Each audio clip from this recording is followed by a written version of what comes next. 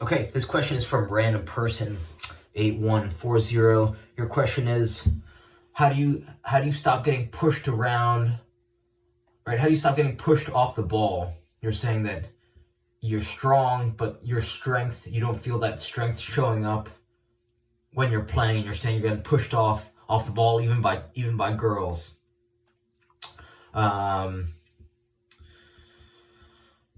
So the first thing that you could start to do is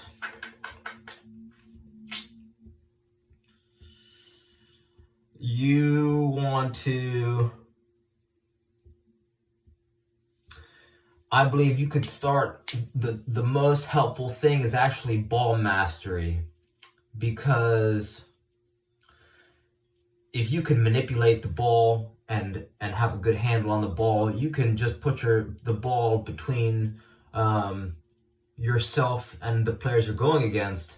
And as you become more, right, as your ball mastery skills improves, you don't even need to, you won't get pushed off the ball, because you're going to be able to, your body feints will improve, your vision will improve, because now you're lifting your head up, because you don't need to spend as much time looking down at the ball. So you want to actually, I believe you could check out, if you check out Cover, COERVER, Cover Coaching.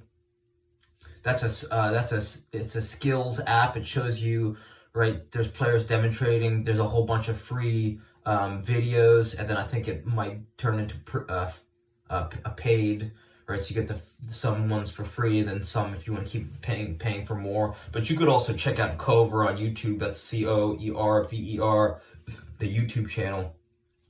And then you want to start to get in the daily practice of mastering, either, right, spending 1 minute a day on ball mastery. And what that's going to do is build a habit.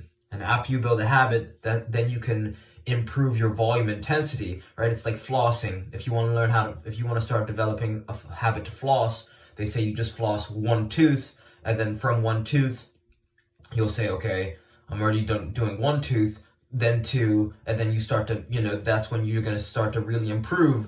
But it's about being consistent and having a low hurdle to clear. You want to make it super easy to start, and you want to keep it fun. Another thing you could do is you could make it effortless. You could bring a skills ball, a size 1 ball with you.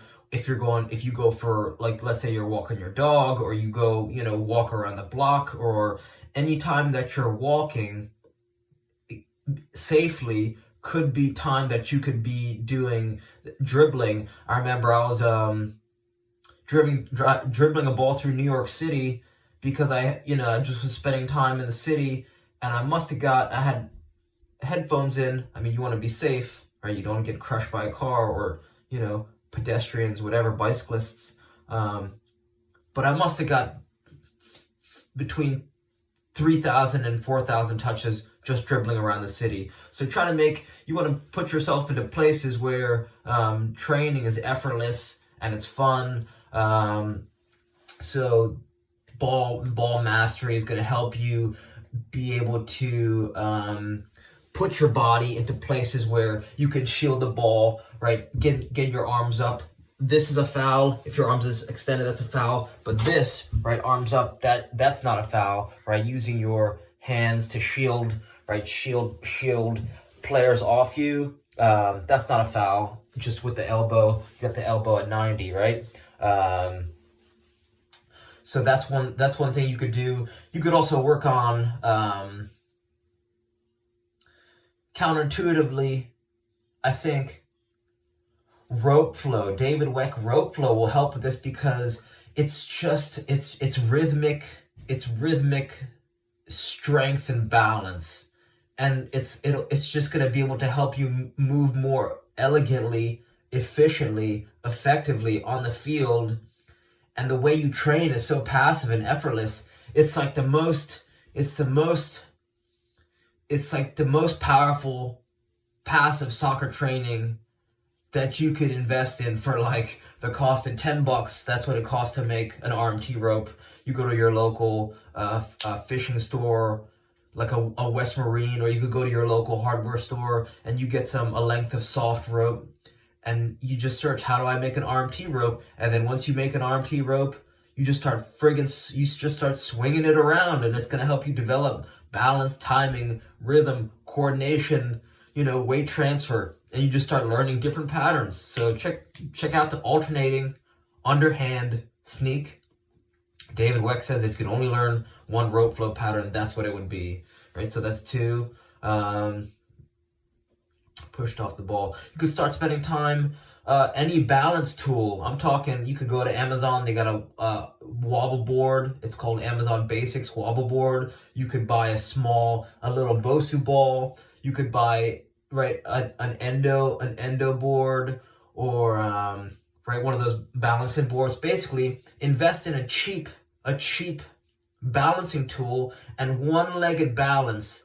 This guy Jim Klopman, who wrote Balance and Power, says true balance is on one leg, because it's from the time that one leg leaves the ground and hits the other leg. That's where your true balance is. So anytime you're spending in a one-legged position, this is going to help you improve your balance, right? It's going to help you improve your strength, functional strength, like soccer strength, not just being able to, pick up a freaking, like, doing barbell curls. I'm talking being able to transfer your weight and energy while you're playing and shield the ball and be strong on and off the ball. So any balance tool will do.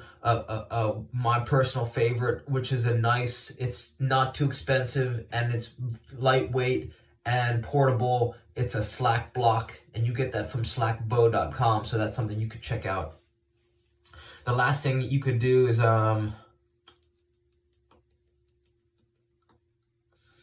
get pushed off the ball.